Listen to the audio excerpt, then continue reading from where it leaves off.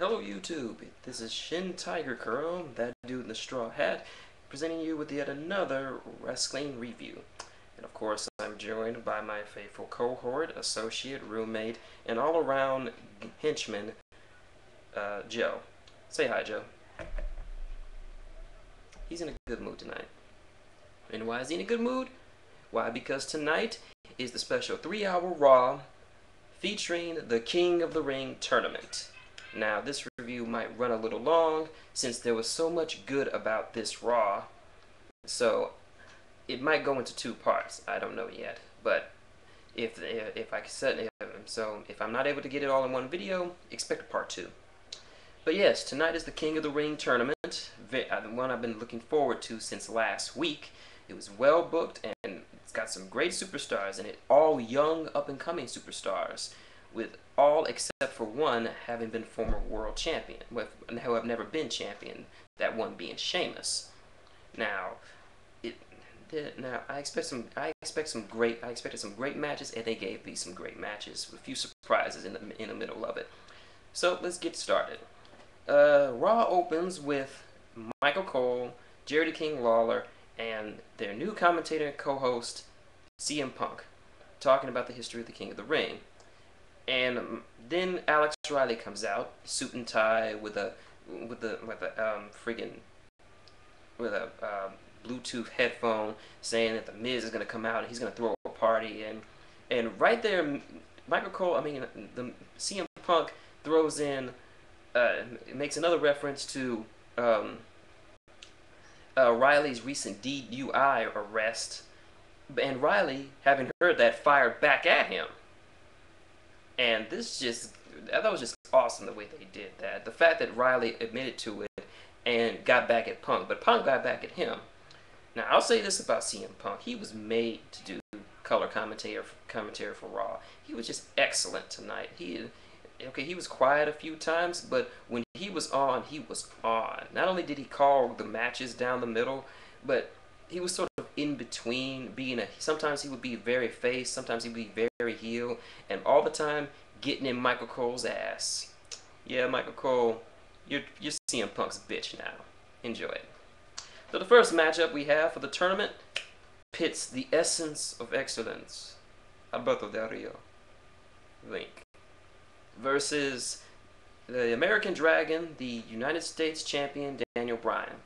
Now, off the bat, we knew this was going to be a great match. You have 2 very good in-ring technicians, and it was a joy to watch these 2 wrestle. Even Michael Cole had to stem his hate for Daniel Bryan, seeing as how the 2 of them just had a nice back and forth match.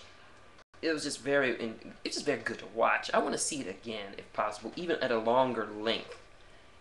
But hopefully I might see it on Superstars one day. I don't know, but I want to see more Daniel Bryan versus Alberto Del Rio, because it's just awesome to watch these 2 in the ring work. But in the end,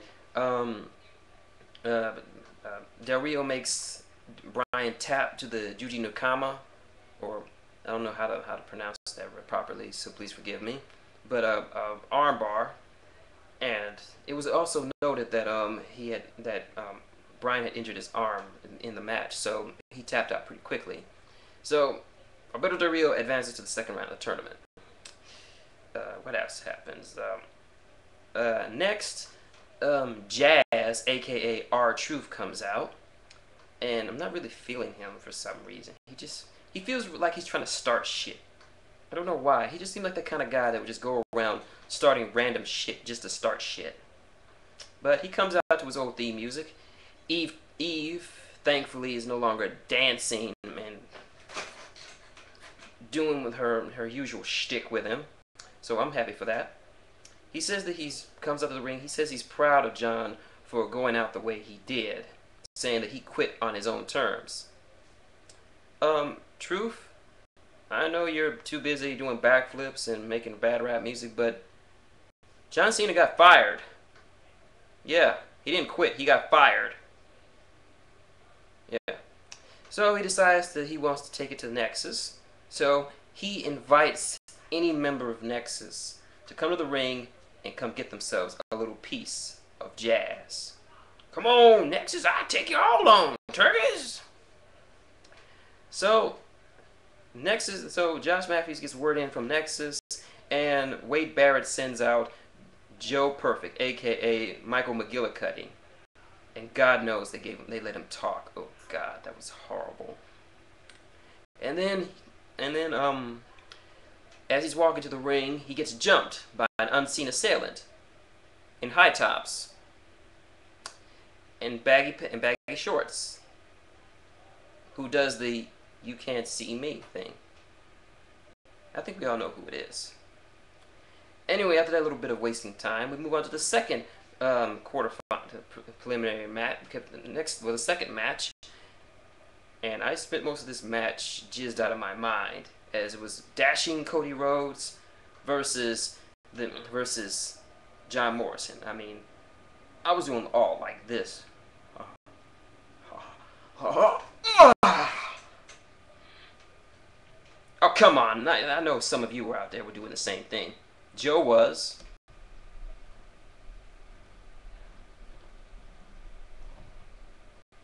Yes, you were, Joe. You know you were. Admit it. See? Even Joe knows it. So anyway, the match is actually pretty good. Cody's in-ring style is getting a lot better. I can see little flashes of, like I said before, I see a lot of flashes of his brother Goldust, as well as a little bit of Hardcore Highlay's in-ring hardcore style, and it just really fits well to him. Plus, his charisma he played his gimmick well. I mean, at one point he was hiding his face so that John wouldn't hit him, and John was going to hit him, but he surprises him with a kick to the stomach. And when John hit him in the face, he just went ape shit like, "Don't touch my face! Ah, my face! Ah!" So anyway, the end of the match comes when both of them go for their off rope moves. Cody going for his beautiful disaster kick, and Morrison going for his flash kick. Well, Morrison got his flash kick in, he hits a knee to the face. 1, 2, 3. Morrison's on to the next round. Overall, it was a good match. Very well called. And it's just very good. I mean, these matches are going to turn out as great as I thought they'd be. Backstage, Bryan is icing himself up when the Bella Twins come out to give them their support. The American Dragon's game is top notch. So then, Alex Riley comes over, starts talking some mess, and even though Bryan is silent most of the time, he's clearly winning the argument. He's like, "Dude, I got all this. I got the suit and the Bluetooth. What do you got? Nothing."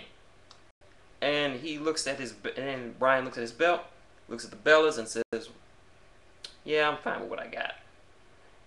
And Riley leaves, while Bryan looks like ever the pimp, just enjoying the overwhelming power of the bitches around him.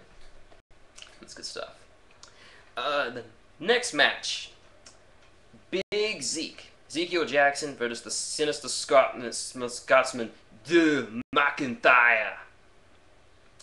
At first, it starts off with Zeke pretty much dominating the match, giving that big smile like, "Yeah. I'm gonna eat you. I'm gonna eat you. Yeah. Come here. I'm gonna eat you." But Drew injures his arms like, "Not so fast. You're not gonna get over on me that easily. Not Drew McIntyre." So it devolves into like a back and forth kind of match between the two of them. And then they start brawling outside of the ring, which ends in a double countout. Now I'm not so sure I like this particular angle. Like, it has happened before in professional wrestling.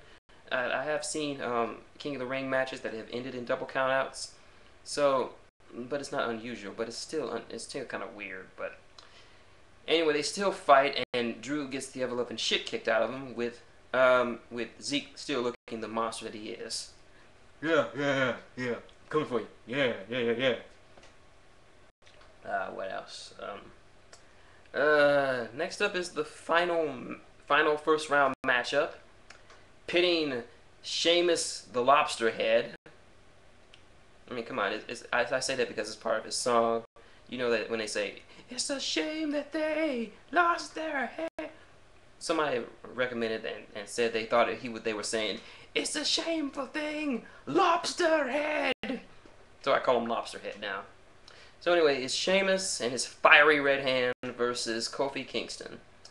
And Punk talks up how he carried Kofi to the tag team titles, and but the match was pretty good. But in the end, Sheamus got out the victory. Yep. So because of the last match ended in a double count out, Sheamus gets a bye, so he's automatically in the finals, and he'll face the winner between Del Rio and Morrison. Another match I was looking forward to. So it comes to the big moment. The Miz comes out, and he goes on one of the best promos I've ever seen him do. He's like, "Everyone doubted me. MTV said I wouldn't be a champion.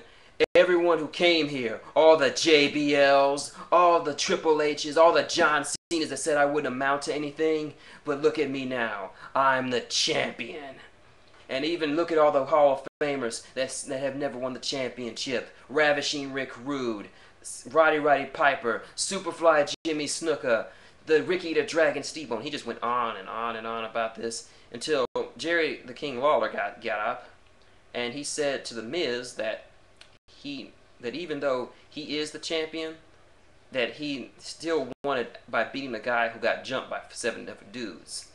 Then Michael Cole gets up, ever being the cock whore that he is for the Miz, tells King to sit down and let the Miz enjoy his moment. But just before he sits down, the King tells him that he should put his title on the line tonight. Miz says he's not going to do it. But then, the GM chimes in. He says that the Miz will have to defend it tonight against Jerry the King Lawler, getting his first title shot in his WWE career, and on his birthday, as mentioned by CM Punk. And not just any match. No. Since TLC is 3 weeks away, it's got to be a TLC match. So the main event, TLC. Jerry the King Lawler, Miz, the belt, TLC match. Now I'm thinking this might not be all that good, but I'll get to that later. One more match before I go to part 2. It's the tag match between Mark Henry and Yoshitatsu versus the tag champs Gabriel and Slater. I thought this was a throwaway match until Cena comes into the crowd with tickets in hand and just starts cheering for Yoshi and Mark Henry to win. So in the end, I think Yoshi and Mark won. Cena jumps over the railing, takes off all the stuff from the announce table, gets Heath Slater, FUs him through the table, and runs out before Nexus could get their hands on him. And CM Punk says one of the best lines of the night. He's seen Heath Slater laid out, surrounded by his members of Nexus, and he's like, Cena, that jerk ass, he spilled my Diet Coke. Punk is awesome. Oh, well, I'm running into my time limit, so I will continue in part 2 of my review. It will be posted up later. Okay, see you then.